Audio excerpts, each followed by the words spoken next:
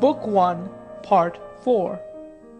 Well then, Thrasymachus, I said, suppose you begin at the beginning and answer me. You say that perfect injustice is more gainful than perfect justice? Yes, that is what I say, and I have given you my reasons. And what is your view about them? Would you call one of them virtue and the other vice? Certainly. I suppose that you would call justice virtue and injustice vice. What a charming notion! So likely too, seeing that I affirm injustice to be profitable and justice not. What else then would you say? The opposite, he replied. And would you call justice vice? No, I would rather say sublime simplicity. Then you would call injustice malignity?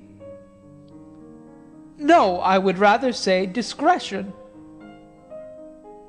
And do the unjust appear to you to be wise and good? Yes, he said, at any rate those of them who are able to be perfectly unjust, and who have the power of subduing states and nations. But perhaps you imagine me to be talking of cut-purses. Even this profession, if undetected, has advantages, though they are not to be compared with those of which I was just now speaking. I do not think that I misapprehend your meaning, Thrasymachus, I replied, but still I cannot hear without amazement that you class injustice with wisdom and virtue, and justice with the opposite. Certainly I do so class them.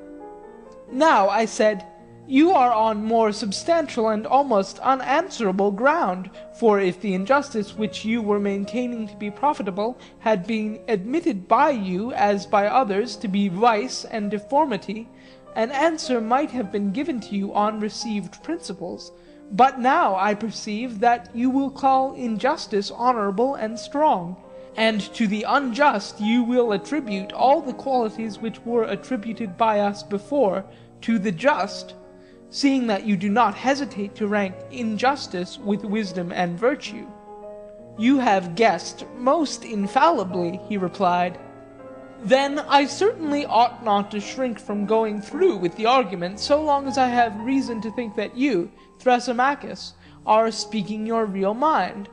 For I do believe that you are now in earnest and are not amusing yourself at our expense.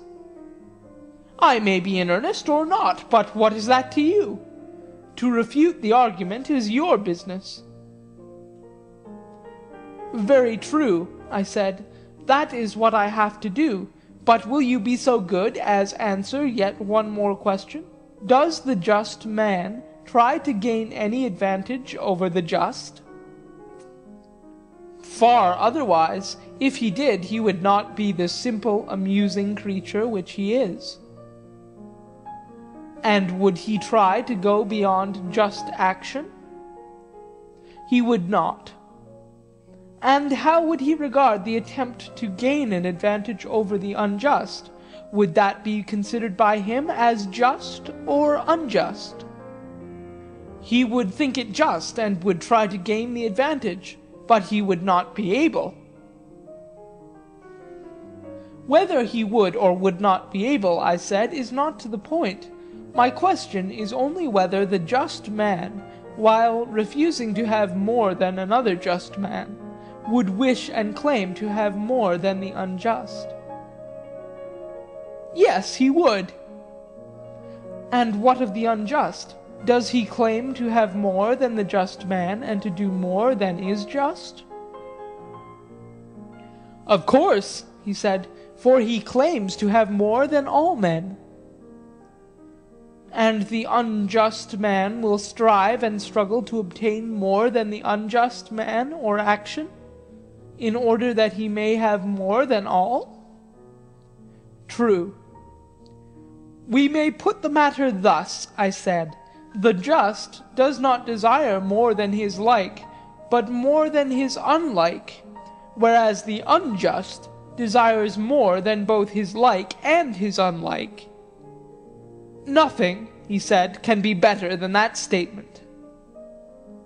And the unjust is good and wise, and the just is neither? Good again, he said. And is not the unjust like the wise and good, and the just unlike them? Of course, he said, he who is of a certain nature is like those who are of a certain nature. He who is not, not. Each of them, I said, is such as his like is? Certainly, he replied. Very good, Thrasymachus, I said. And now, to take the case of the arts, you would admit that one man is a musician and another not a musician? Yes. And which is wise and which is foolish? Clearly the musician is wise, and he who is not a musician is foolish. And he is good in as far as he is wise, and bad in as far as he is foolish. Yes. And you would say the same sort of thing of the physician? Yes. And do you think, my excellent friend, that a musician, when he adjusts the lyre, would desire or claim to exceed or go beyond a musician in the tightening and loosening the strings? I do not think that he would. But he would claim to exceed the non-musician? Of course. And what would you say of the physician? In prescribing meats and drinks, would he wish to go beyond another physician, or beyond the practice of medicine? He would not. But he would wish to go beyond the non-physician. Yes. And about knowledge and ignorance in general. See whether you think that any man who has knowledge ever would wish to have the choice of saying or doing more than another man who has knowledge. Would he not rather say or do the same as his like in the same case? That, I suppose, can hardly be denied. And what of the ignorant? Would he not desire to have more than either the knowing or the ignorant? I dare say. And the knowing is wise? Yes. And the wise is good? True. Then the wise and good will not desire to gain more than his like, but more than his unlike and opposite? I suppose so. Whereas the bad and ignorant will desire to gain more than both? Yes. But did we not say, Thrasymachus, that the unjust goes beyond both his like and unlike? Were not these your words? They were. And you also said that the just will not go beyond his like, but his unlike. Yes. Then the just is like the wise and good, and the unjust like the evil and ignorant? That is the inference. And each of them is such as his like is? That was admitted. Then the just has turned out to be wise and good, and the unjust evil and ignorant. Thrasymachus made all these admissions, not fluently as I repeat them, but with extreme reluctance. It was a hot summer's day, and the perspiration poured from him in torrents, and then I saw what I had never seen before, Thrasymachus blushing. As we were now agreed that justice was virtue and wisdom, and injustice vice and ignorance, I proceeded to another point. Well, I said, Thrasymachus, that matter is now settled. But were we not also saying that injustice had strength? Do you remember? Yes, I remember, he said, but do not suppose that I approve of what you are saying or have no answer. If, however, I were to answer, you would be quite certain to accuse me of haranguing. Therefore either permit me to have my say out, or if you would rather ask, do so, and I will answer, very good, as they say to story-telling old women, and will nod yes and no. Certainly not, I said, if contrary to your real opinion. Yes, he said, I will, to please you, since you will not let me speak. What else would you have? Nothing in the world, I said, and if you are so disposed, I will ask, and you shall answer. Proceed. Then I will repeat the question which I asked before, in order that our examination of the relative nature of justice and injustice may be carried on regularly. A statement was made that injustice is stronger and more powerful than justice. But now justice, having been identified with wisdom and virtue, is easily shown to be stronger than injustice, if injustice is ignorance. This can no longer be questioned by anyone. But I want to view the matter, Thrasymachus, in a different way. You would not deny that a state may be unjust and may be unjustly attempting to enslave other states, or may have already enslaved them, and may be holding many of them in subjection? True, he replied, and I will add that the best and most perfectly unjust state will be most likely to do so. I know, I said, that such was your position, but what I would further consider is, whether this power which is possessed by the superior state can exist or be exercised without justice, or only with justice. If you are right in your view, and justice is wisdom, then only with justice. But if I am right, then without justice. I am delighted, Thrasymachus, to see you are not only nodding assent and dissent, but making answers which are quite excellent. That is out of civility to you, he replied. You are very kind, I said, and would you have the goodness also to inform me whether you think that a state, or an army, or a band of robbers and thieves, or any other gang of evil-doers, could act at all if they injured one another? No, indeed, he said, they could not. But if they abstained from injuring one another, they might act together better. Yes.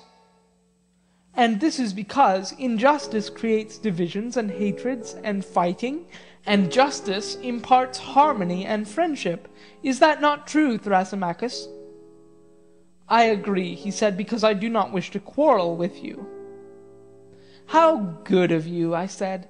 But I should like to know also whether injustice, having this tendency to arouse hatred wherever existing, among slaves or among freemen, will not make them hate one another and set them at variance and render them incapable of common action.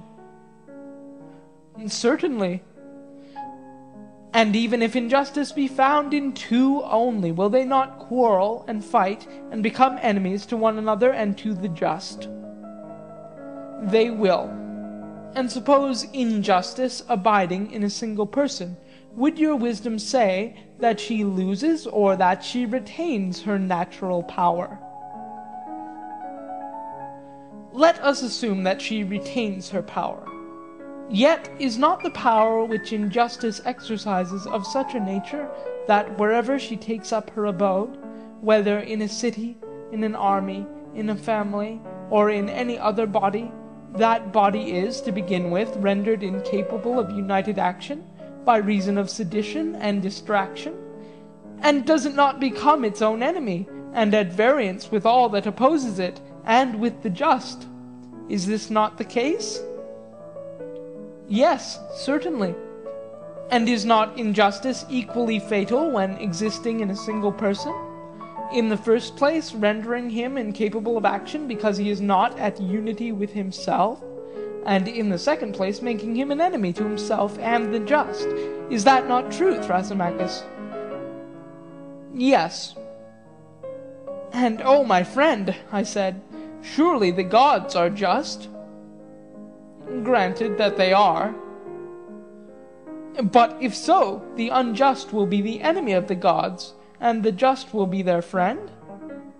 Feast away in triumph and take your fill of the argument. I will not oppose you, lest I should displease the company. Well then, proceed with your answers, and let me have the remainder of my repast, for we have already shown that the just are clearly wiser and better and abler than the unjust, and that the unjust are incapable of common action. Nay, more, that to speak as we did of men who are evil acting at any time vigorously together, it is not strictly true, for if they had been perfectly evil, they would have laid hands upon one another. But it is evident that there must have been some remnant of justice in them, which enabled them to combine. If there had not been, they would have injured one another as well as their victims. They were but half villains in their enterprises, for had they been whole villains and utterly unjust, they would have been utterly incapable of action. That, as I believe, is the truth of the matter, and not what you said at first. But whether the just have a better and happier life than the unjust is a further question which we also proposed to consider. I should think that they have, and for the reasons which I have given, but still I should like to examine further, for no light matter is at stake, nothing less than the rule of human life. Proceed. I will proceed by asking a question. Would you not say that a horse has some end? I should. And the end or use of a horse or of anything would be that which could not be accomplished, or not so well accomplished, by any other thing? I do not understand, he said. Let me explain. Can you see, except with the eye? Certainly not. Or hear, except with the ear? No. Then these may be truly said to be the ends of these organs. They may. But you can cut off a vine branch with a dagger or with a chisel, and in many other ways? Of course. And yet not so well as with a pruning hook made for the purpose. True. May we not say that this is the end of a pruning hook? We may. Then now I think you will have no difficulty in understanding my meaning when I asked the question, whether the end of anything would be that which could not be accomplished.